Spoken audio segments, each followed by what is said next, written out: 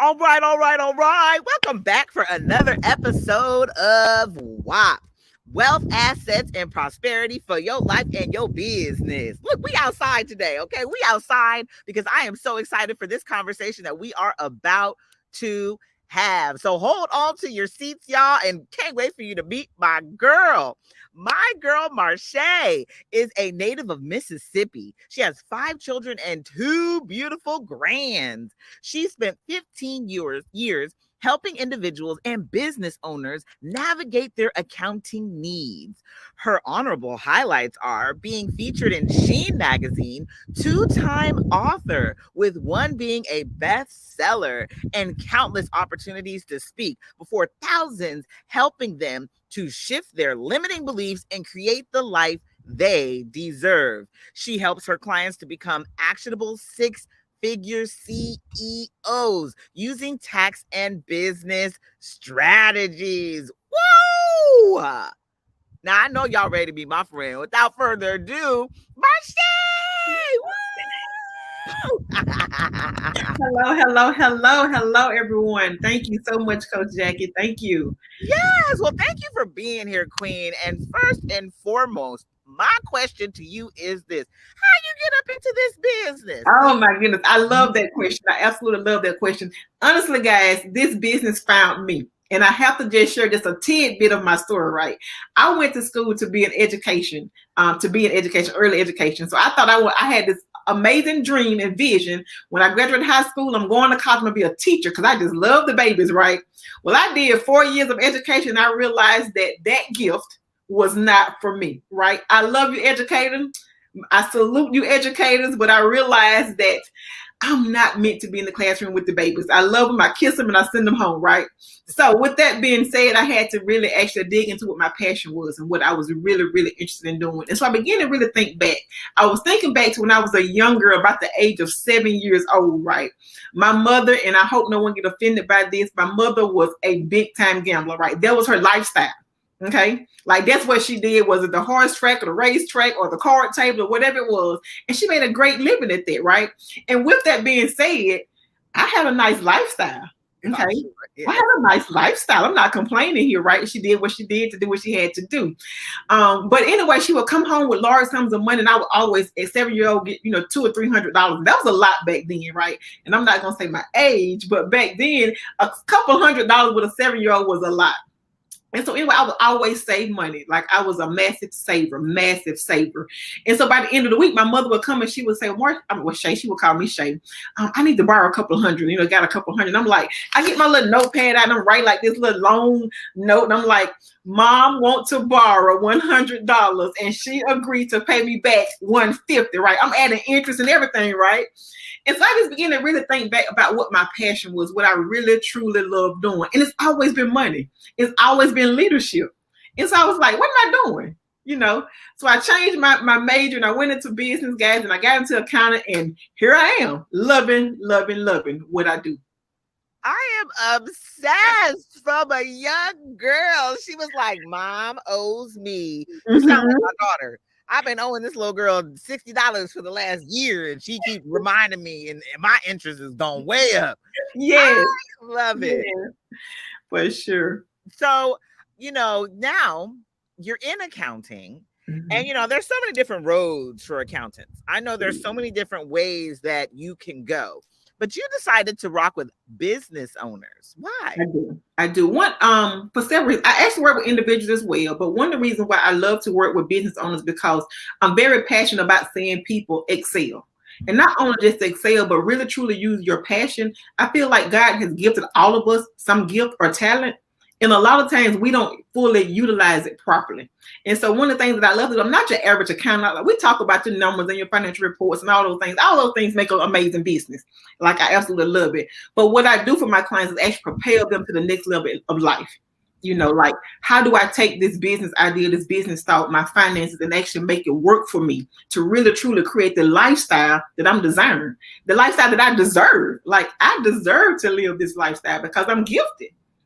What I just really, really love about, helping business owners take their gifts and their talents and actually make room for them. I love that because so many business owners we just jump into it. We see the first big whatever, right? You can get your first big client, get your first big sale, right? And you just jumping in it like, whoa, and they will start blah blah blah blah blah, spending Yes. it on all sorts of wild stuff. But then business Mhm. expenses actually come, and they like, Mhm. where the money go? So, Yes. what is one of the biggest mistakes you see business owners making when it comes to accounting, especially those just starting out? That's a great question. So one of the things I see is basically what you just said. A lot of business owners have this great idea, and because they're passionate about it, they feel like I can just jump in because I love doing it. I see others do it, and like here I go. They have no business structure. And what I mean by that, guys, is start honestly with your business model and your business entity. Your business entity helps you determine your tax liability. People don't understand like how important creating your business entity is, how it's going to affect your tax return. So we just say, hey, I'm a business owner. I'm out here doing a thing. I'm a boss. You know, I'm a boss. I'm a boss. Like it just takes so much more than that. Like I hate that word. I'm sorry. I don't mean to offend anyone, but it's like it takes more. That's why I teach my clients to be actionable CEOs. Being a boss is nice on paper. It looks good on a picture, a flyer, your brand. You know, it just looks good. People are like she's the boss, but a CEO takes very important steps in order to create a strong, solid foundation in their business. And I recommend you do that from the beginning Yes. of your business. So that was a very, very good question that you asked. Yes. And from the beginning, because some people just side hustling. You know what I mean? They making a few like, I love my bakers, right? I love my bakers. They made a few cakes here and there for a few little friends, and everybody talking about how good their cakes are. And now all of a sudden they making cakes for other people and strangers and stuff. When is a good time to set up? Because what you're talking about entities, you mean like S Corp, C Corp. Yeah. So when Correct. is a good time to set up, say, your LLC and to figure out what type of entity that you are going to be, whether it be sole proprietor? Like, when is a good time to say, this is officially the business and I'm in this thing? Well, honestly, once you actually establish and say that this is a business, it needs to be set up legally and properly. Because if you're doing it as a hobby, you're not actually filing this or reporting this. It's a hobby, just something you do part time. You're not really being paid or compensated for this. You are actually just people are donating money to you. But when you begin to make a sale, you have a legal business. And at that point, when you receive income from what your service that you provide, you should properly set up your business. Now, you can be a sole proprietor, but you need an EIN number for that. Internal Revenue Services get an EIN number. You're legally set up. The tax liabilities on that, it just depends on your income. That varies. Now, if you are, I'm going to use the baker. We'll stay with the baker, for example, when you should actually be an LLC. An LLC, guys, it protects your assets, your personal assets. So do I recommend that every business needs to be an LLC? Not necessarily. I won't say that, okay? Now when you go from an LLC, because again, if you're ever sued, you bake them some cookies or some cakes or pies, someone get choked on it or allergic reaction, they come out to sue you for your personal properties, your personal belongings. That LLC protects you from those liabilities. They can only sue the firm, the company, your baking company. So if your baking company have 5,000 in the bank, that's all they get. But if you have assets of 30,000 in your home or your land, then now they have access to that. So that's when I really want you to really consider like what chances do I have of being sued. I hate to use that word, but it's just truth. So you want to protect your assets. Now, as far as corporations, when you start netting over $80,000, $90,000, you want to look into doing corporations at that point. I love that. I love that. Sorry, there's a bird out here. I think it's, I don't know what people believe in, but I'm very big on like birds are always talking. And so this bird, every time I come out and be doing something, she get to talking. She just okay. So I'm like, I'm sorry, let me mute because she think it's her show. Anyway. I love it. So I absolutely love what you said. And I have a more specific question. What about for coaches? Because I feel like with coaches, they're not sure. They're like, well, I mean, I guess somebody could, but like I immediately, as soon as I started my coaching business, it was like LLC. Because I wasn't sure as far as like you said, I mean, we don't want to say somebody gonna sue you, but when you're working in like a field like coaching, if somebody doesn't feel like they got what they were supposed to get, you want to make sure that you are protected. So, Yeah. what about for coaches? Do you recommend they become and have an LLC? Yes, I do recommend that. And one of the other reasons I recommend the LLC for coaches because you want to actually secure your name in your state. Mm, So the LLC does protect your assets also, guys, but just say you have a name that's true to you, true to your heart, true and dear to your heart. But if it's not actually registered in your state, then it don't belong to you. Mm. So that's one of the things of like protecting your identity as your business as well for your state. So yes, I do recommend. I honestly recommend LLCs, but it's not mandatory. I don't want a person like open up their business to be like, if I don't have an LLC, I'm not a true business owner. Right. It is a recommendation, but you can't operate without being an LLC. This is such a good conversation. Okay, so when it comes to business owners, I asked what was one of the biggest mistakes. What is something that you would recommend that we say do when we're just getting started? You're in your business, you making money now. What is something that you need to do accounting wise? I know there's like QuickBooks and all sorts of stuff, but like how do people keep the books, or like, what do you recommend for that? What I recommend, honestly, and I had to personally learn this the hard way because when I started out in other businesses prior to my accounting business, like I said, even as in school as an educator, I have operated multiple businesses, right? And I didn't do it for myself, and I learned this the hard way. Is not getting an accountant. Like one of the myths that we have is that I don't feel like I need an accountant year round. We all have a tax prep person or my tax preparer or the person that does my tax return, and you see that person one time per year. The problem with that is what is happening within your business each and every month that's going to help make sure that you don't have a large tax debt or liability when it's time to file those taxes. This is the benefit of working with an accountant year round. So one the things that I do with my client is I meet with my clients every month, my bookkeeping clients, my accounting clients every month. We review their financial statements. I actually I use the profit first method where I actually tell them this is the amount of money they should be setting aside for taxes, for savings, operating expense, and etc. So now it's money management. You're no longer letting your money control you. You are controlling your money.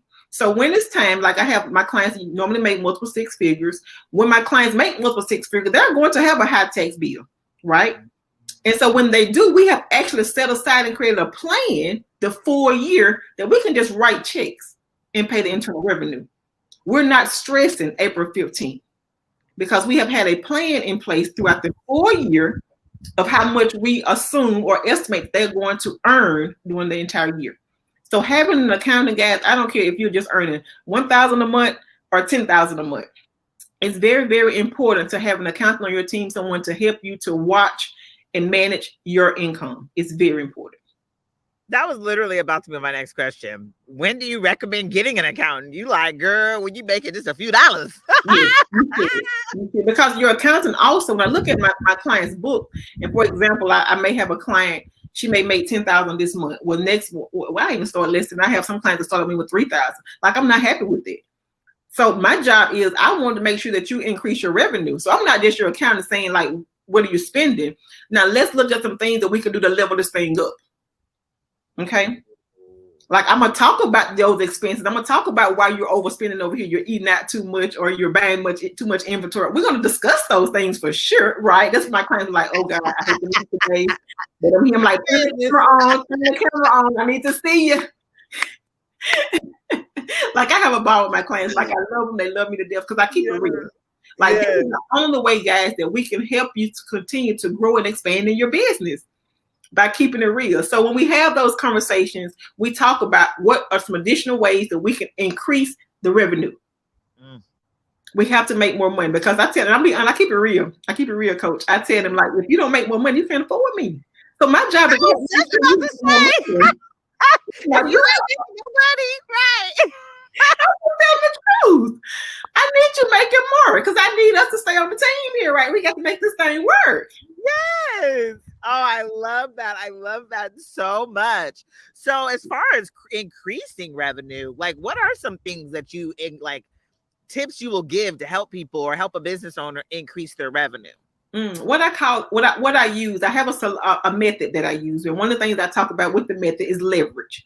So one of the things I do, I have a graph, and I ask them all things about them. As entrepreneurs, especially as women entrepreneurs, we don't a lot of times like to brag on ourselves. We don't like to boast on our skill sets, our education, the things that we are just really good at. Like, we are timid and we just like, well, oh, I just do this. Oh, my little business, or oh, that's unfortunate. That's what we do. And so what I do is I begin to pull out all things you. Like, I really want you to learn how to leverage you. Like, look at all of your skill sets. Yes. You're good at communicating. You're good at money management. You're good at listening. Whatever your skill sets are, you taking classes in. I begin to have them to list out all the classes and the trainings and additional education they've taken. Yes. And now, how can we take all those things? Tell me which of those things you absolutely love. Now, how can we monetize on it? How do we monetize on you, your skill sets, your experience, your expertise? Like, they don't even really realize all the things that they are. And so once I began to create that, now we create a plan around how do I leverage me? And if you don't mind me sharing, I want to share my personal testimony. Please. Just within a year, because I'm about passive income, about additional streams of revenue. I'm about like just creating long-term wealth, happiness, peace, joy, just living that life. Yeah. And so one of the things I just recently did, I've been sharing it with my audience, is I purchased a restaurant a year ago. And I purchased it during one of the hardest times of my life. My son was on life support, and I was in the middle of opening this restaurant up. But I say that to say this: I have no clue how to cook. I absolutely cannot do nothing in the kitchen other than probably boil an egg. But my skill sets are management. My skill set is financial management. My skill set is people. So I took my skill sets and I leveraged my abilities and my skill sets, and I purchased a restaurant that I hire other people to operate using my skill set. So I say that to you guys, and I hope you guys really, really get this. Think deep about the things that you can leverage within yourself that you're just not capitalizing on. And that's what I do for my clients. I pull it out of them, and we leverage it, and then we monetize it. That's what I love to do. Good. That is so good. Because at first, when you were saying pull out of you, you can leverage it, I was like, wow, okay. But then how would you go about that? But then you took a totally different spin. I wasn't even expecting a restaurant. Come on, I can't even boil an egg. Like, wait a minute. But I'm going to leverage my skills. Ooh. And then that's passive at that point. It's passive. I'm just guiding them. I ain't got to be in the restaurant. I ain't being a server. I ain't being none of this stuff. And I just manage. I just use the things that I'm really good at. I'm good at financial management. I'm good at team building. I'm good at encouraging, inspiring, and motivating. They're like, how does this taste? It's amazing. I'm the motivator, right? So I just use the things that I love to do. I'm passionate about doing. I am obsessed. I love that. Just as a reminder for y'all who don't know, we out here on Brownstone Media, KCCR Radio with Marche. My girl is over here dropping the knowledge on tax and business. Oh, this is good. I'm loving it. So, I mean, I'm over here thinking leverage. My brain is over here thinking, how can I leverage what I know? Give me some passive. So, as far as taxes and business, what have you noticed people struggle with the most? Because, like, I love how you were saying, put the money aside. Mm-hmm.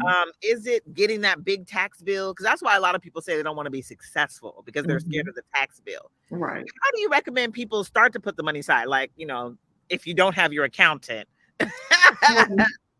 Now, that's kind of difficult because, for one, you really need an accountant to actually monitor what you're earning. And I say that a lot of times I know we use the POS systems, whether it be Square or so many different point of sales that we use. And we always see the income that's coming in. But if we're not monitoring the expenses with it versus the income, it's really hard to understand what is true profit and what are you actually earning, right? Mm-hmm. So I recommend, of course, having an accountant to monitor that. But if not, if you don't have an accountant, I would ask you to say, make sure you have a good POS system. Make sure that you are actually processing all transactions. So one of the things that I see that a lot of business owners do is they only process credit card transactions or invoices, things like that. So any type of cash payments and things like that, it never goes to the POS. So at the end of the month, you have no clue what you really made, what your earnings for. Okay. So one, you need to be very, very clear about your true earnings. And number two is now you need to identify how much you can actually afford to allocate for taxes. Create a goal as well, how much you potentially desire to make. So if I want to make $1 million, there's two things I tell my clients. You can't set a goal. I want to earn this certain amount of money. I want to make $1 million, but I haven't actually allocated how much I should be setting aside for taxes, how much I should set aside for investing in other classes or trainings, how much I should set aside for my team, etc. We just have this one goal. In order to reach this goal, I need all these multiple things in place to help me obtain this. Okay. Wow. So that comes into the allocation of working with an accountant. And if people think it's working with an accountant is just simply, and I know some accountants are just black and white, just the numbers, have a great day. But we actually plan. It's called tax planning. We plan out, if you're looking to earn this amount of money, we need to plan to set aside this, or we need some extra tax strategies in place. We need to change to corporation, change your entity, just different things we set aside or plan to do leading up to you reaching your potential goal. I'm loving all this because when it comes to the money, I'm just the dreamer. I'm like, woo, $1 million. Not thinking about all the stuff you just broke down, like the taxes and just how much I need to set aside. Like I'm just thinking about the money I need to make, which I've noticed is hard for people when it comes to receiving, because we can make it, but then, you know, I'm one of those people, we throwing it back out in the sky rather than receiving it, like allocating this, allocating that, and being like more responsible.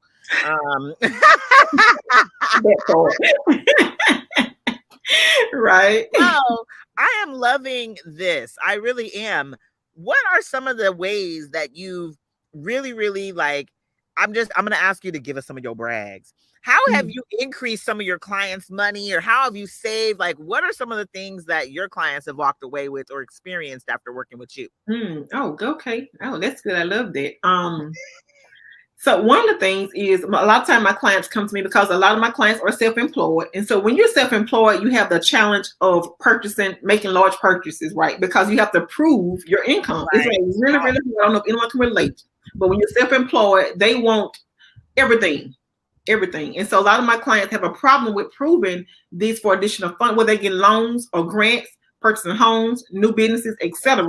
You have to actually provide financial documents, tax returns. And so the problem is a lot of business owners don't truly report their true earnings because afraid of on the Internal Revenue Services. So when you don't report your true earnings, now when you go to make a large purchase, you're denied. Right. Because it looks like you ain't got no money. Exactly. There's no better way to put it. Like they looking like, boo, you ain't made nothing. You know, that sounded just like I meant it. Boo, you ain't made nothing. So no, you haven't earned enough. Honestly, I want to remain professional. I just love having a good time, okay? No, me too. Sorry. But, yeah. So it look on paper you haven't did anything. So one of the things, I mean, probably every client I've worked with, they have actually been able to purchase homes now. I have a client right now that's in the process of buying her second location, her second salon, a $300,000 loan that before she can even get $10,000 before working with me.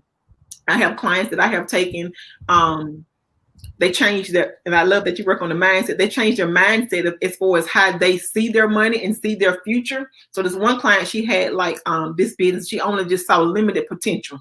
So we began to actually tweak the things that we were doing. And so she went from $100,000 to right now, currently she's at $350,000 in her business with some of those things. So one of the things, I mean, I guess what I want to make sure that you get is this: reporting your true earnings on your income and actually having the proper things in place. When you do that, you're not afraid because you are prepared to write the check to pay the IRS. Okay. And I hope I answered the question. I feel like I kind of went off there, but I wanted to make sure that you guys get that, because that's what I see most with business owners. We're not reporting what we truly earn. And it affects us with grants and things like that. Business credit, it affects us long term. Wait, say that again. Grants and business credit affects us long term? No, though when you don't report your true earnings, it affects that. you're receiving those type of grants and loans and funding and things like that. Yeah. That is nothing but the truth. Why would you say, and real quick, y'all, you guys got to follow Marche on all things financial services plus, baby. Okay. And so real quick though, why do people not report all their earnings? You said fear of the IRS? Fear of paying it, because if you earn 30,000, you probably get a nice refund and you get a check at the end of the day and you go shopping. You have a great day, right? But when your business have actually earned 100,000 or 200,000, now you owe the IRS 10,000. Like, who wants to owe the IRS, right? Yeah. So it's kind of like a win-lose situation. I report it. I report my income. Now I owe the IRS. If I don't report it, I can't purchase anything. So it's like I'm fearful to report it because I don't want to pay him. But are you thinking as far as long-term building wealth? If I don't pay the IRS, if I don't report my true earnings, I'm going to always stay stagnated in my business because I'm never putting myself in a position of growth. Ooh! So I want them to like not have that fear. That's why we actually have a plan. So report it, pay the IRS. Now you can go after your biggest dream. You can go after your second and third location. You can go after getting a new bakery that you want to, like whatever it is you desire, because now you can actually apply for anything you desire and get approved. Obsessed. I'm obsessed with what you just said. And I'm going to take this a step further because, like you said, I love mindset. So I'm going to take this a step further. For anybody that is truly scared to pay the IRS, let me tell you this. Let us remember what the IRS, where that money goes, or where we hope it goes for my conspiracy theorists. But let's just say where the money goes, right? Let's remember the roads that it fixes. I got to tell y'all right now, outside of my house, we had a sinkhole because a water line busted when they were trying to pave the roads. Now there's this big ginormous hole, like huge, like your car can't drive over that hole. It would drive in it, And honestly, what is paying for this to be fixed, right? You got to remember that our taxes are paying for the things around us that we don't have to worry about. The police officers, the firemen, right? Like it's paying for the government services, like everything around us. So when you're paying your taxes, you're paying back into your community. So when we stop thinking of it as, I'm paying Uncle Sam. I mean, nobody wants to pay this man with the red and white striped hat that we ain't never met before. We don't know Uncle Sam. I ain't never met this fool in my life. I know, right? I don't want to give him my money. But if you think about it as, you know what, this is paying for my schools. This is paying the teachers in my community. This is paying for the roads to be fixed and the lights to run smoothly. You see what I'm saying? There's so much more happening in your community that your taxes are paying for that you gonna want to turn around and pay them things. So, and then now we know, because Marche has told us too, hey, pay them taxes. Now you can get the loans, the grants, and the business stuff that you need to be the real CEO. And I love what you said about expanding. Yes. How many business owners do you know that are just out here trying to play small and they're not expanding to their highest potential? It's sad, but a lot. It's really sad, but most businesses like to stay in the term of I'm a small business owner, and you don't have to be. And I feel like that's a mindset piece, like just to even identify yourself as that. I really hate when people say, well, I got a little business or my little studio or take the little out. I don't care if it is little, like don't say little. Like I want it to sound like it's a mega, just don't. So, it's a lot of businesses that really feel that way. I'm loving all of this. This was actually really helpful for me. So you have a financial little ebook, Monte. Look, I just did little. You have a financial big bad ebook, girl. Why don't you tell us about your ebook? I'm excited. Oh, thank you so much for mentioning that, guys. So the ebook is to help you with your financial management in your business.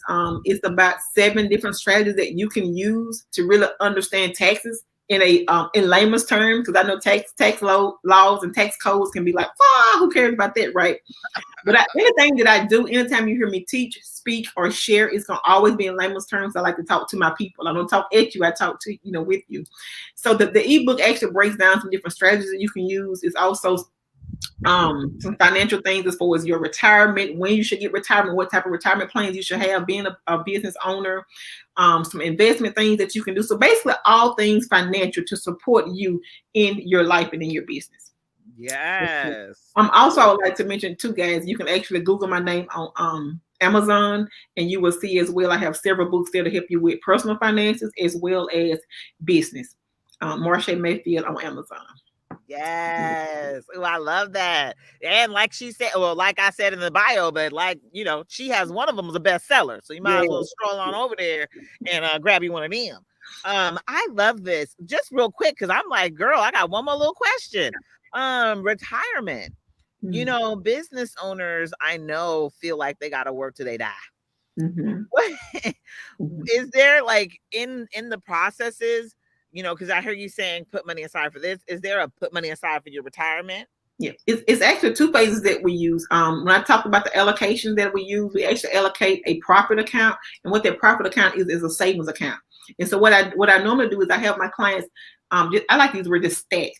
We just stack money in this profit account, and then after every quarter or every 6 months, depending on what they have accumulated, I'll actually tell them, okay, now this is this amount here. Let's say we saved 10,000, 2,000. I want you to go shopping. We're having a great time because you did amazing. Just splurge, be great. I may want you to take the $5,000 and let's drop it into your retirement account, and then the other account we put into your savings, and we start back stacking. So it's basically like you're just really having someone to guide you on what you can do, and then celebrate yourself, because it's not the easiest thing, but it's worth it when you actually really in the process.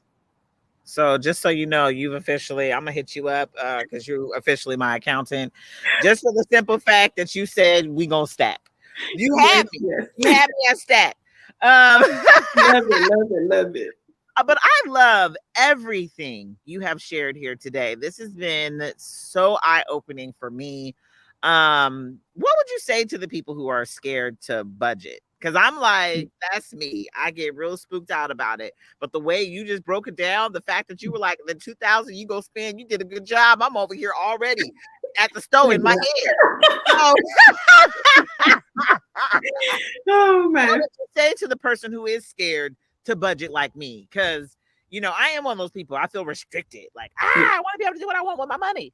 And that's what the word budget, I feel like that's what people feel when they think of the word budget. Is feel like it's kind of like how I tell me like going to diet. It's like you tell me I can't eat bread now. Like when you just say diet, it's just like you just choke life out of me, right? Yes. So I don't get it. But just think about when you hire that personal trainer. Now that personal trainer just kind of weaning you out things slowly, or the personal trainer is kind of telling you, yes, you can, 5 more, 4 more, 3 more. It's like that process.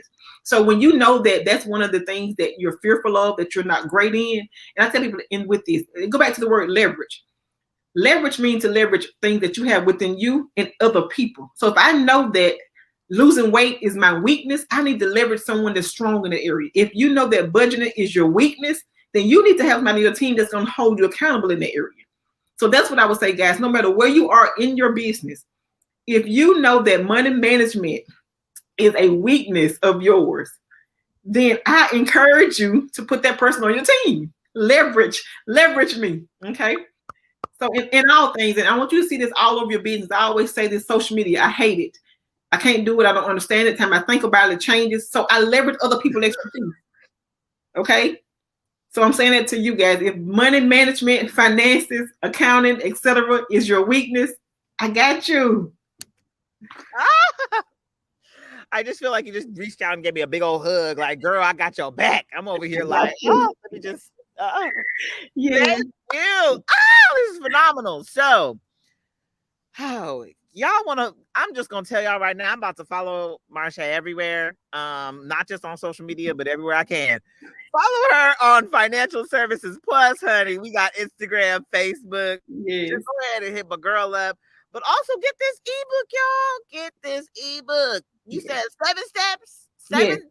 Yes. Yep. Woo! Get the ebook, because we got to get our finances together. And I say we, not just you, we. Okay? And the management of it, and putting away for retirement, and just even putting aside for taxes, and then the helping you leverage. I mean, you just went over so much here today. Thank you. What would you want to leave us with? What's your final comments? My final comment is I want everybody here to level up, baby. Level up. Hey. I love it here. I love it. I think you're doing an amazing, amazing job. The energy that you bring, the expertise, the information that you're bringing to your audience is just amazing. It's absolutely amazing. So I salute you, sister. I applaud you. Oh, thank you. No. I thank you. Shoot, you out here getting us to level up and not playing small as business owners anymore. Like you literally, that statement of getting us to be our CEOs in our business is, I can see it. I can see it in everything that you said today and everything that you brought. So I appreciate you because you brought the magic, queen. Brought the magic. So, all right, y'all. Again, get my girl's ebook. Y'all, I'm about to sign up for it. So let's just all go ahead and get it. Let's do it together. And go ahead and follow her on all things Financial Services Plus, all social medias. Man, Marche, I want to thank you again, Queen, for being here. This is phenomenal. And look up Marche Mayfield, honey, on Amazon. Get her books. Get her books because y'all know I'm all about a good read. So I know I'm going to pick me up one of them too. So I just love you, Queen. I appreciate you for being here. And I wasn't playing. I'm really about to, I got some things coming. I'm about to hit you up because I need. Thank you. I look forward to it. Yes. So thank you for being here. Thank you for tuning in, y'all. This is Brownstone Media. We are KCCR Radio. And honey, let's just say we